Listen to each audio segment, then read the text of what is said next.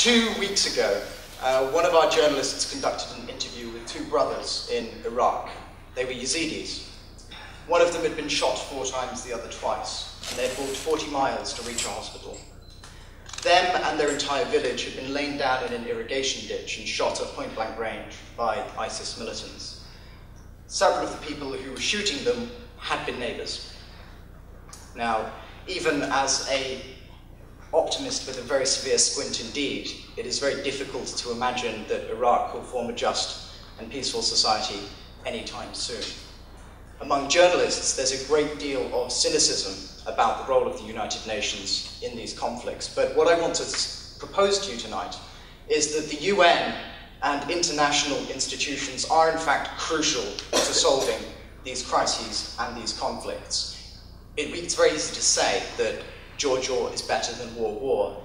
It's very difficult to see how George Orr can always prevent wars. And so I hope that I can spread some light on how that might happen in this case, or why it's crucial that it does happen. So the reason why journalists are cynical about the UN, in the field particularly, is very evident if you're there. Libya called for international aid last month. They have received virtually none. In fact, the UN office has left. In Iraq, there are UN aid camps for over 1 million refugees in Kurdistan. But when you go there, you will find many of them don't have food being delivered to the camps. Many of the camps are not safe. The result is that these are not places of refuge. And one of our journalists came back almost sickened by what they saw at those camps. They were not delivering relief. And yet, no government was delivering relief. The UN was the only organisation for a long time supporting those people. And what is often forgotten is that while the UN does not live up to the perfect standard, it is the only mechanism we have for dealing with intractable conflict. Conflict which nations have failed to solve themselves. When we look at, and I'll get into why I think nations have failed to solve the situation in Iraq, and I say nations in the global sense. Because when you look at ISIS, the Islamic State, we are facing an intractable problem. And by that I mean that it's extremely difficult to negotiate with people who take their position. The Islamic State isn't just committing atrocities. It's not just lying down hundreds of people and shooting them at point-blank range. It's not just committing genocide against the Yazidis. It is openly boasting about it. Most regimes, when they commit atrocities, pretend they don't. They pretend that they act under international law. The Islamic State has openly rejected international law. They control about 40% of Syria, a significant proportion of Iraq. They control oil fields, and with those fields, which they sell oil to the Assad regime to get money, they purchase expertise and resources to continue a war throughout that region and further afield. One of our journalists is currently looking into their infiltration of Lebanon, but even in Libya, an associated group has recently declared an emirate and is seeking to, in many ways, mimic what they've achieved in Iraq. And so this is a crisis. It is something very new. It is very pressing. It's not a terrorist organization in the sense of an insurgency or a group of people with guns. It's a very highly organized, large network that controls territory, and it has a program which rejects the United Nations and everything it stands for. And we have that on the record. A journalist interviewed their top judge in Raqqa, their capital, and he asked them, does your legal system attempt to meet international standards? And he said, no, we reject these standards. Now, when you are faced with an intractable problem like that, what mechanisms do we have to solve them? Ideally, they would be in the region, but if we look around the region, the capacity for finding solutions is minimal. Within Iraq, the Iraqi army firstly lacks logistics. They're trying to coordinate their war effort via text message, literally. And it's very, very difficult to deliver not only soldiers, but ammunition and food and water, fighting in 47-degree heat via text message when you're dealing with thousands of people. In terms of the political situation, Baghdad is highly sectarian, or viewed as sectarian, by the communities that they are trying to recapture or liberate. And for that reason, they're resisted. ISIS actively bombs other areas, Shia areas in Iraq, to encourage that sectarian sentiment, guaranteeing that Shias who are retaking territory will potentially commit massacres. In fact, they already have in some cases. And so the capacity for Iraq to lead the response is minimal. Do we look to the Kurds? The Kurdish regional government has probably the only army in place that can stand up to ISIS in a significant sense. But firstly, it lacks ammunition, although that is being solved with Iran delivering weaponry and other nations pledging to. But more significantly, the Kurdish regional government and President Barzani want to leave Iraq. They want their own state. And so if they conquer territory, they are going to be claiming that territory. They've already done it in Kirkuk. The result is that if they are the forefront, the spearhead of retaking this territory, securing these regions, then unfortunately, they are going to break apart Iraq, which has huge political consequences because Iran is trying to gain influence in Iraq. It's a very strategic region. And the breakdown of that country could unleash further sectarian violence. So, we can't really look there. In addition, of course, the Peshmerga have really struggled to make any headway. Do we look to Turkey? Well, Turkish policy is divided. On the one hand, they don't like IS and they don't like the border situation in Syria, but they are also stuck because for a very long time they've been in a conflict with the Kurds. And the only force on that border who can stand up to ISIS are the Kurds in Rojava, particularly in Syria. And the PKK are leading many of the offensives, who are openly declared a terrorist organization by the US, although US Special Forces fought alongside them in Sinjar recently.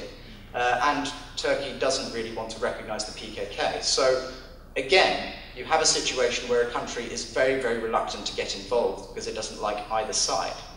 In the context of Syria, as I've already mentioned, President Assad actually funds the operations of ISIS by buying their oil, and he has basically waged a policy of not attacking the Islamic State because the Islamic State has launched many of its offensives against Jabhat al-Nusra and other members of the Syrian opposition, which is in many ways beneficial to President Assad, particularly because it gives him a breathing space in which he can retake the west of the country, the cities along the seaboard.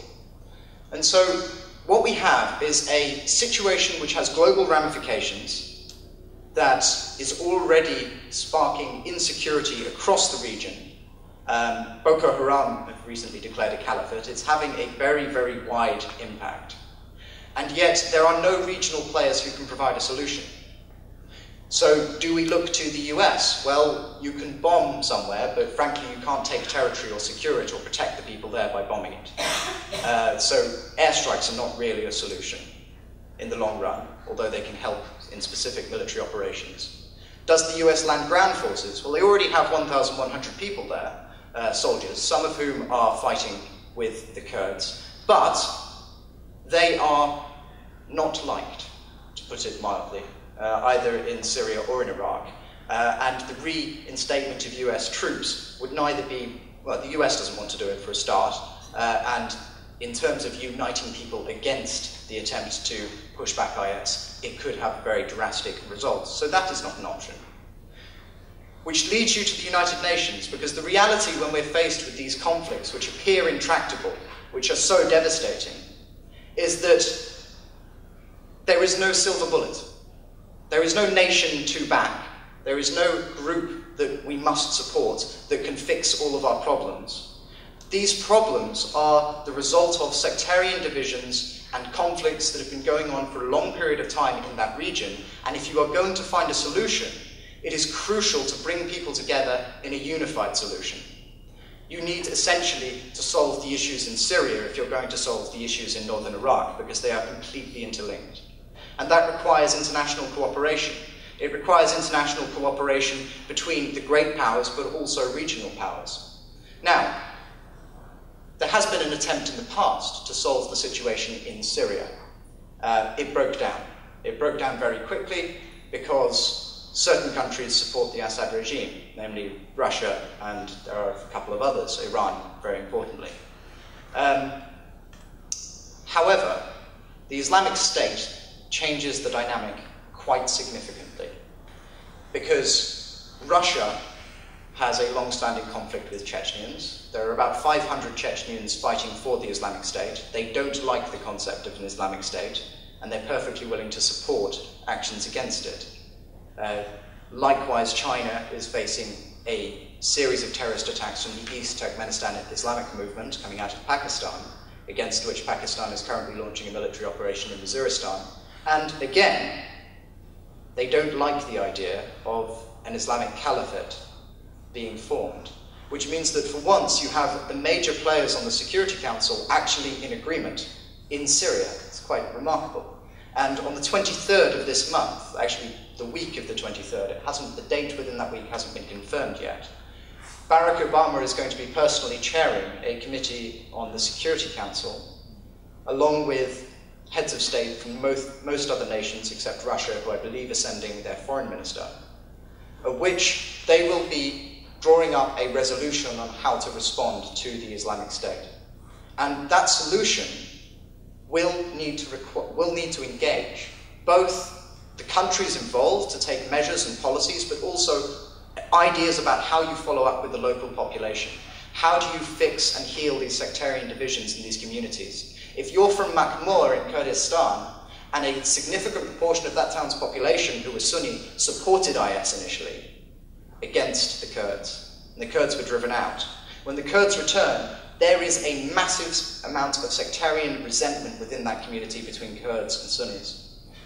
That needs to be addressed. There needs to be a peace-building process and a process of reconciliation in that community and in other communities as this issue is resolved by the international community. And the United Nations is realistically the only vehicle that can provide those services. So while, as a profession, journalists are deeply cynical about the works of the United Nations, while on so many cases it doesn't deliver, because of the nature of the problems that it deals with, when it does deliver, it delivers on some of the most important issues facing our world. And that's why the work of the United Nations is absolutely vital in solving the crises that we face. And so it is through the United Nations, rather bizarrely, that I can at least claim to be squinting and potentially optimistic. But on that basis, I look forward to the next 3 days of discussions to see, because I believe one of the key issues that you're looking at is regional instability in the Middle East, to see the solutions that you come up with.